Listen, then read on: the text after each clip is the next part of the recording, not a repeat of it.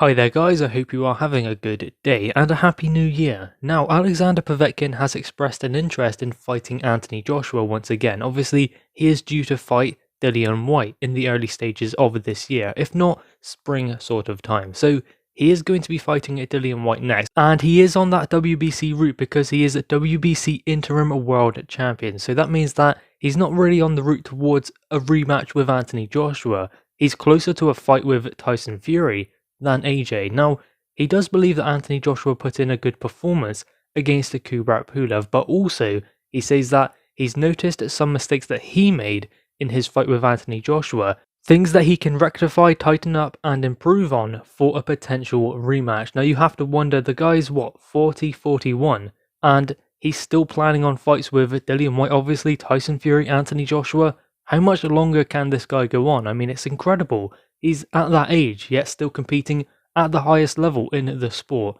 There is something oddly special about that and just proves that heavyweights can go on forever. But ultimately in those kind of fights, I don't see Povetkin prevailing because I think that at the moment, Dillian Whyte is the biggest hurdle for him. And that's going to be a very tough fight considering what happened in the first fight. It wasn't all Povetkin's way. It was a devastating knockout, but Dillian Whyte had his moments in there and was probably winning the fight at the time of the stoppage. So that is going to be tough enough for Povetkin to overcome, and thinking about a rematch with Joshua is a long way in the future. As I said, he's on the route to fighting at Tyson Fury before he fights Anthony Joshua. But nonetheless, this is what he had to say about Anthony Joshua, his performance and a potential rematch. I watched Joshua, he boxed well, he is healthier, more powerful, his punches are more noticeable, he knocked Pulev down once, then twice.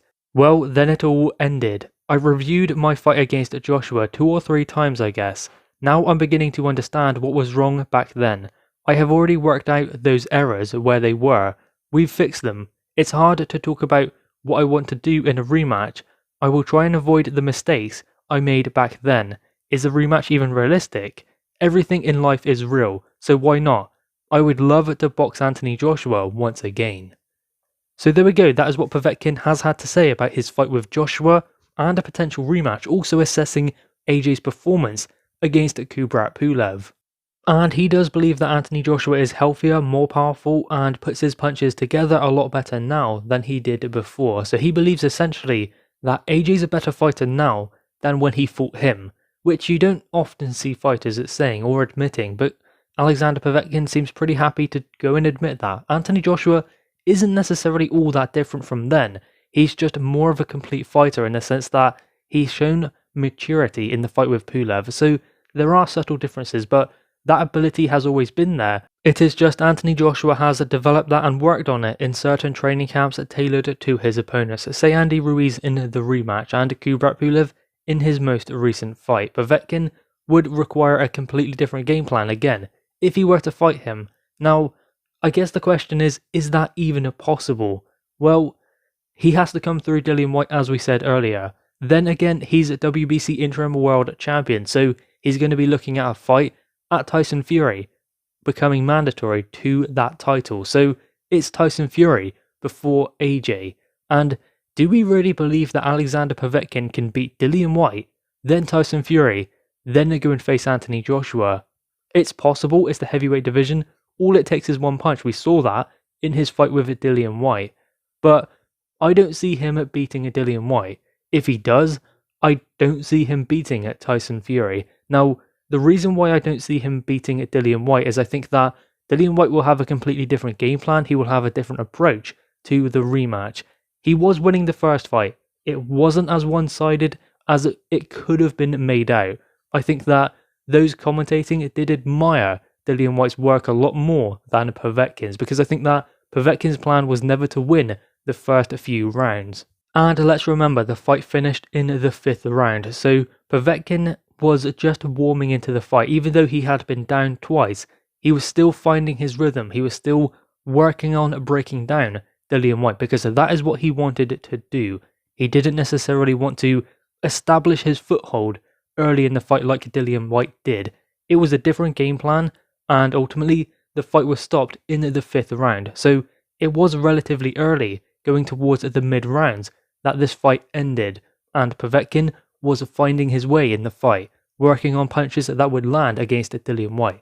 He looked for the punch. It was there, the opportunity presented itself, and that's when he took it. So in the rematch, I expect things to be a little bit different, mainly from Dillian Whyte, not so much from Povetkin, because he knows what works in there with Dillian Whyte, although he was down twice. So, I mean, I guess you can look at it from two perspectives, in the fact that Dillian Whyte was in control, he knocked him down twice, but then got cool.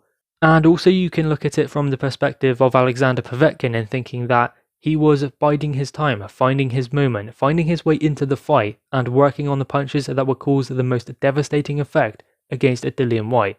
That worked out, so you can look at it from both perspectives, but given that, I think that Dillian Whyte was in control. Dillian Whyte knocked him down twice, so can hurt him. I think that Dillian Whyte will be fresher going into the rematch. All logic does point to a Dillian Whyte victory, so therefore if that happens, then he's not going to be fighting Tyson Fury and therefore not rematching Anthony Joshua, but it's a great game plan to have. To go and fight Dillian Whyte, to go and fight Tyson Fury, then Anthony Joshua. That is what it should be all about. In the heavyweight division. Go and fight the best, and that seems to be what Alexander Povetkin is looking to do. And that is all we want from these heavyweight fighters, and considering the resume of Alexander Povetkin, he's never really ducked anyone, he's faced anyone they've put in front of him, and he's continuously going to do that going forwards. I just don't think a rematch with Anthony Joshua at the moment is possible because I think that he's on a different route with a different governing body. If Anthony Joshua were to become a WBC World Champion, possibly in an undisputed fight, then yeah, that would be the guy he would fight, probably in 2022. But you have to question, how long is Alexander Povetkin going to be in the game? I mean, George Foreman was world champion at 45. So if you look at it from that angle, then I guess you could say maybe Povetkin has a few more years yet. But still, if a rematch does happen, I see the same result happening again. Maybe even earlier this time, because Povetkin said it himself. Anthony Joshua is better now than he was before. And in all realness, at this stage of his career, Povetkin is only going back, but I guess you still have to admire his ambition to get back to the fights like Anthony Joshua and potentially Tyson Fury, especially at the age of 40 or 41. So that is good from Povetkin, but there is a tough fight in front of him next, and that's Dillian Whyte. Let's see how he gets on with that one. Let's hope that this is the year we actually get Anthony Joshua versus Tyson Fury for undisputed. Then who knows, if Povetkin beats Dillian Whyte, then he could be fighting AJ, because if AJ beats Tyson Fury, then he's WBC Interim World Champion, he could be made mandatory, and fight AJ in 2022. I mean, a lot of things have to happen for that to be the case, but one thing we learnt last year was that anything is possible, anything can happen, so that could be very interesting. I do see though, Dillian Whyte getting the victory over Alexander Povetkin, and Tyson Fury versus Anthony Joshua still needs to be agreed. Guys, anyway, what are your thoughts on this? Make sure you leave your thoughts in the comments below, leave a thumbs up, and subscribe if you are new. Thanks guys.